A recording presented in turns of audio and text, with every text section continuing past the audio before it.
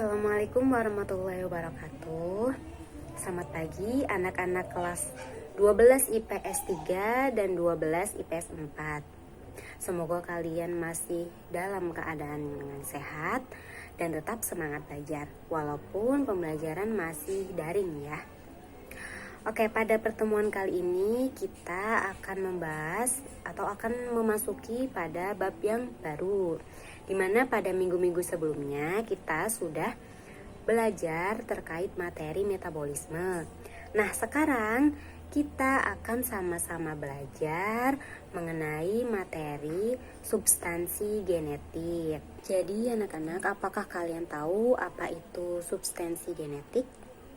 Ya, jadi substansi genetik itu adalah ilmu yang mempelajari tentang bagian-bagian dalam sel yang berperan dalam pewarisan sifat atau karakter pada makhluk hidup. Di mana nanti pada pembahasan kali ini ada 4 hal penting terkait substansi genetik. Yang pertama itu ada kromosom, kemudian yang kedua ada gen, yang ketiga ada DNA, dan yang keempat ada RNA. Oke, mari kita bahas satu persatu pada video kali ini. Nah, anak-anak, apakah kalian pernah memperhatikan diri kalian dengan orang tua kalian? Pasti pernah ya. Jadi misalnya dalam bentuk fisik nih, misalnya kok muka saya mirip ya atau sama ya kayak ibu saya, atau kok bentuk mata saya mirip ya kayak ayah saya, atau rambut saya kok sama ya kayak ibu saya. Nah, adanya persamaan dalam satu keturunan tersebut itu menunjukkan adanya pewarisan sifat.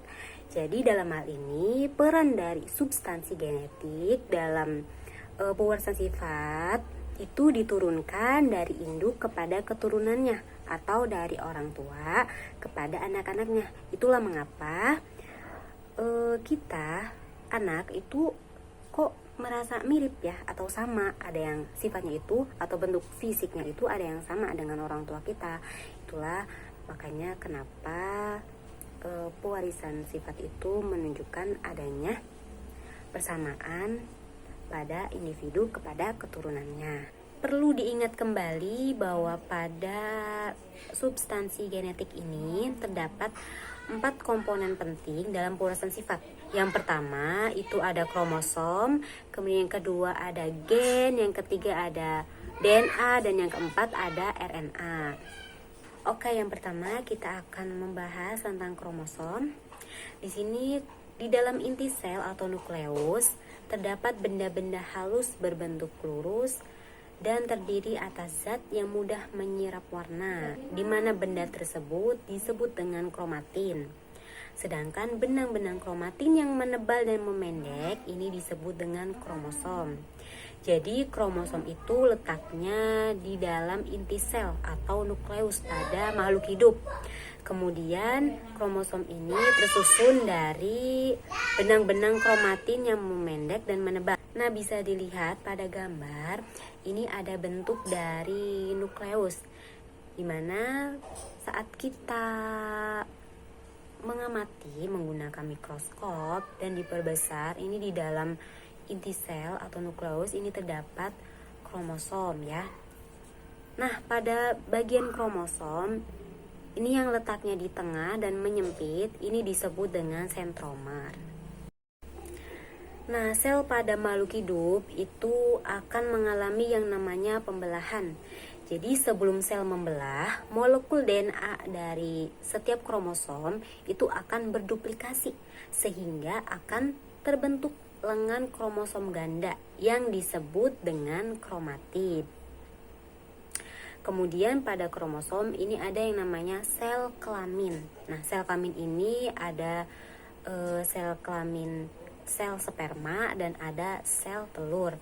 Nah, masing-masing dari sel sperma dan sel telur ini hanya memiliki satu kromosom sel kelamin atau disebut dengan gonosom. Jadi nama lain dari sel kelamin ini disebut gonosom. Dimana pada sel kelamin betina ini memiliki gonosom dengan jenis gonosom X ya. Sedangkan pada sel kelamin jantan ini memiliki gonosom X dan Y. Kemudian apa sih fungsinya sel kelamin ini atau gonosom ini? Jadi gonosom ini itu fungsinya untuk menentukan jenis kelamin seseorang setelah terjadinya proses fertilisasi. Kemudian berdasarkan jenisnya, kromosom ini dapat dibedakan menjadi dua.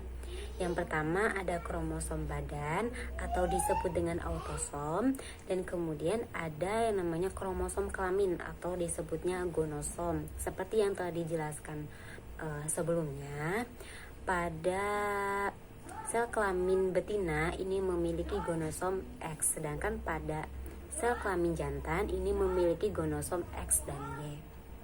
Nah, di dalam sel tubuh makhluk hidup itu terdapat sepasang kromosom atau disebut dengan diploid dengan simbolnya 2N ya. Dimana sepasang kromosom ini terdiri atau berasal dari induk betina yaitu ovum dan juga induk jantan yaitu sperma. Nah, kemudian kromosom yang berpasangan ini disebutnya dengan kromosom homolog. Selanjutnya berdasarkan letak stromer nih, kromosom dibedakan menjadi 4, yaitu ada telosentrik, akrosentrik, submetasentrik, dan metasentrik ya. Dimana masing-masing ini memiliki perbedaan tentu ya. Jadi sentromer itu yang pada kromosom itu yang bentuknya bulat dan yang di tengah ya, yang menyempit, bagian yang menyempit, yang bulat itu namanya sentromer. Nah, pada telosentrik di mana sentromernya ini terletak di ujung kromosom, sedangkan pada akrosentrik sentromernya ini terletak di dekat ujung kromosom. Pada submetasentrik sentromernya terletak dekat pada salah satu ujung kromosom. Lalu pada metasentrik, sentromernya terletak di tengah-tengah kromosom. Selanjutnya ada jumlah kromosom. Jadi setiap makhluk hidup itu memiliki jumlah kromosom yang berbeda-beda atau bervariasi. Contohnya nih, jumlah kromosom kita pada manusia itu memiliki kromosom sebanyak 46 atau 23 pasang kromosom. Tapi ada juga nih makhluk hidup yang memiliki jumlah kromosom sangat sedikit, yaitu pada cacing dengan nama ilmiah Ascaris megalocephalus, yaitu cacing ini memiliki jumlah kromosom sebanyak 2 kromosom. Oke, selanjutnya ini ada gen dan alel. Gen sendiri merupakan suatu unit keturunan berupa segmen tertentu dari molekul DNA dan terdapat dalam lokus suatu kromosom, di mana pada gen ini mengandung satuan informasi genetik yang mengatur sifat-sifat menurun serta mengatur berbagai macam karakter fisik maupun psikis.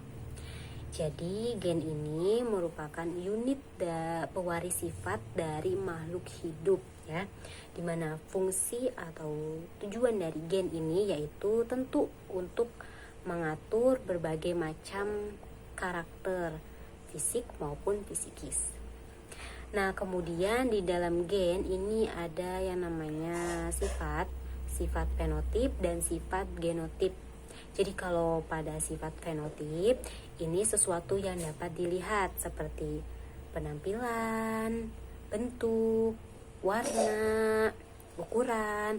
Kalau pada buah kan itu kita bisa lihat kesamaan buah itu dari warnanya, dari bentuknya atau dari ukurannya. Sedangkan kalau pada manusia itu kan pada penampilannya atau fisiknya. Sedangkan pada sifat genotip ini lebih ke kesamaan karakter sifat, lebih ke karakter sifat ya. Nah, kemudian ini ada namanya kromosom homolog. Kromosom homolog yaitu pasangan kromosom yang memiliki kesamaan dari segi bentuk, ukuran, jumlah, dan jenis gen.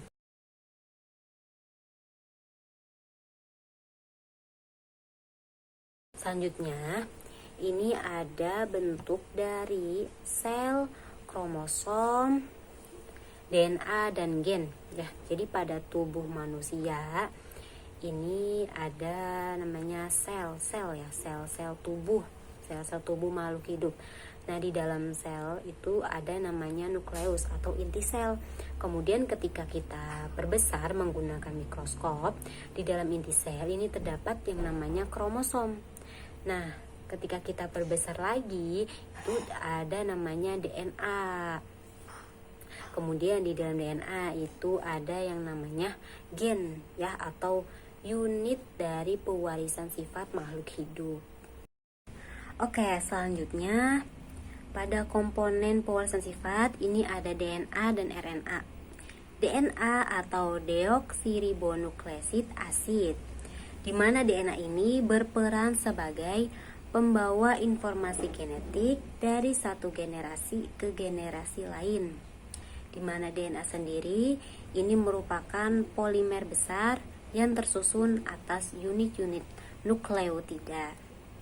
Nah, pada struktur DNA, di mana DNA ini tersusun atas dua rantai yang saling terpilin ya, atau disebutnya dengan double helix.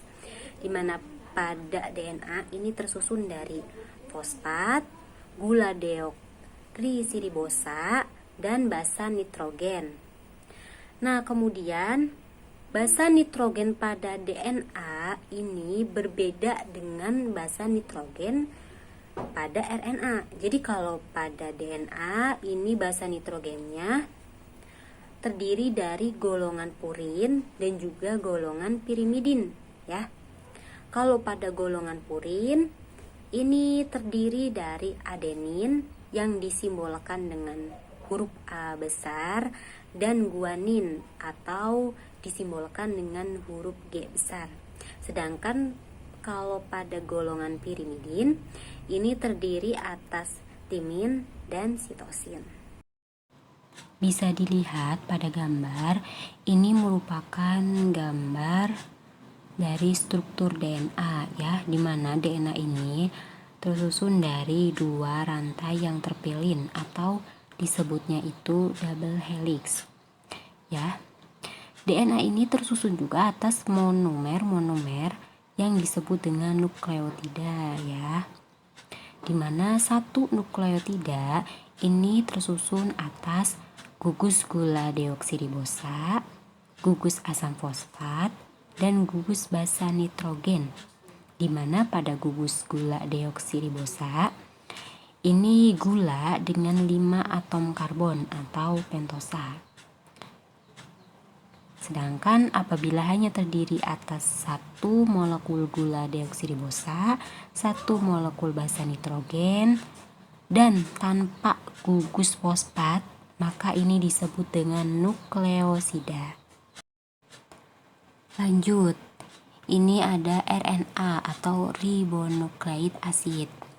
RNA ini merupakan bentuk polinukleotida, di mana ukurannya ini jauh lebih pendek dari DNA yang terdiri atas satu rantai ya, atau disebut dengan single helix, di mana gula pentosa yang menyusun RNA ini disebutnya gula ribosa ya.